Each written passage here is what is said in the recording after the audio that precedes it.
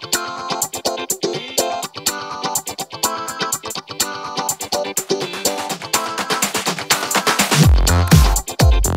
you camera lovers, and welcome to a drive-by review of the Sony a6000. Fantastic camera. Today I'll be going through some quick pros and cons, followed by an overview. That way you can pick and choose the information you want. But let's dive right into it and look at the specs of the Sony a6000, as well as the pros and the cons.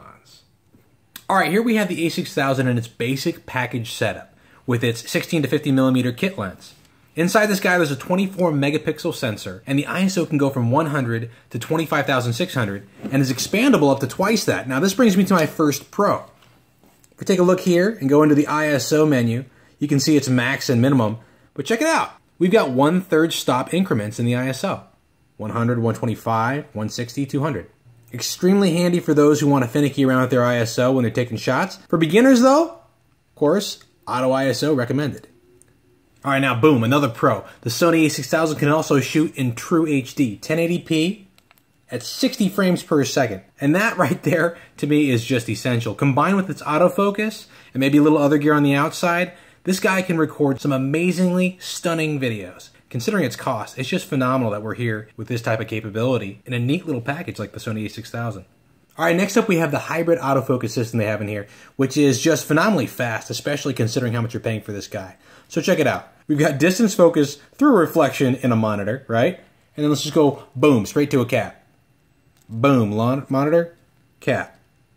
Backwards, forwards. Backwards, forwards. Boom. This right here is a 179-point focal plane phase detection combined with 25 contrast detect points.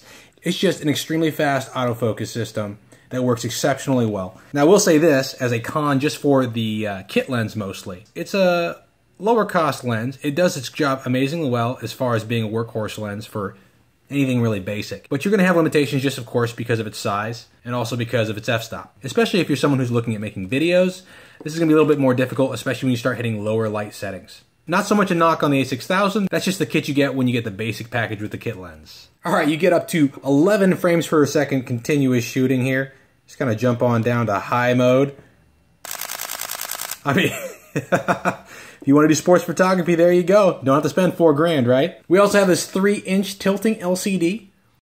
And it's pretty fantastic for low shots. This, by the way, brings me to one of my cons as well, which has to do with this motion sensor.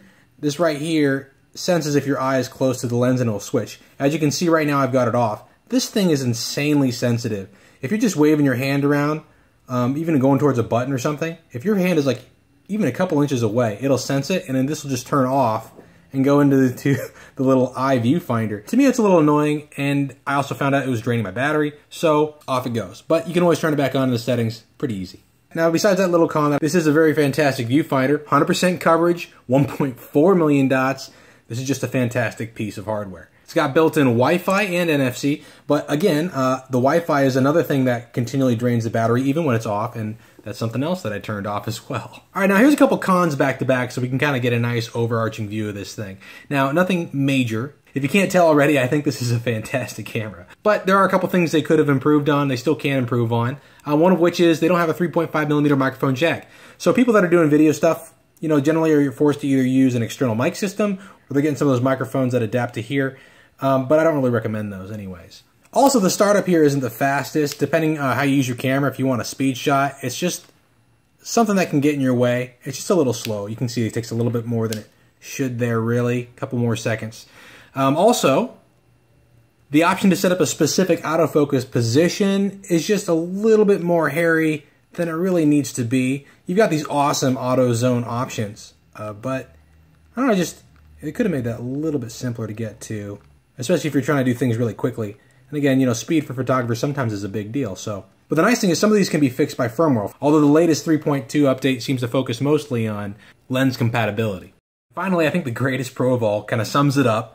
Its cost combined with its capabilities is just phenomenal. I don't think you're going to do any better for a beginner camera. I know there's cheaper options out there, but really for what this can do and what it costs, there's really nothing better out there. So great for beginners, and with experienced photographers, there's a lot of options that this can work for, a lot of jobs this can work for, where you're not going to haul out that expensive and heavy gear. And you guys know what I'm talking about. Okay, that kind of sums up my quick and dirty pros and cons. Let's jump on over to the overview and see what this camera can really do.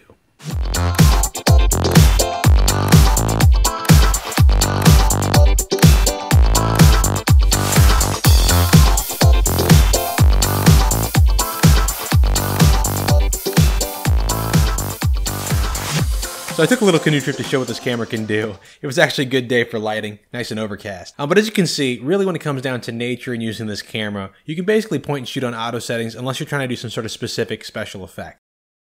Now here with this cross, I demonstrated the dynamic manual focus capabilities. In just a couple seconds time, focus on the cross itself, focus on the background. Easy to do with that nice red painting that the dynamic manual focus does. You can tell exactly what's in focus as you take the shot. Again, nature, easy as pie. You just kind of point and shoot on auto. Now this guy right here, although you can't really do macro shots with the kit lens, you can kind of mimic that by zooming in and again using dynamic manual focus to really focus in.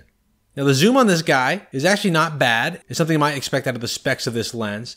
But as you can see in this shot, it was getting darker and the camera does a great job, especially with that nice span of ISO settings, to really capture what I was trying to get from this, from the beautiful color that was coming from the sunset, and of course the nice silhouette of a tree in the distance. Now considering dark shots, the limitations of the kit lens itself, here's a Joker here with a lightsaber. But again, it does quite well with the A6000 really picking up the slack for the kit lens. Here we are on a field with nothing more than just distant city lighting. And then this is changed to a 240 lumen flashlight. And then we're going to jump right onto a 3600 lumen flashlight. And you can see the difference and change there. Again, this is just on auto with a 2-second lag time taking the shot.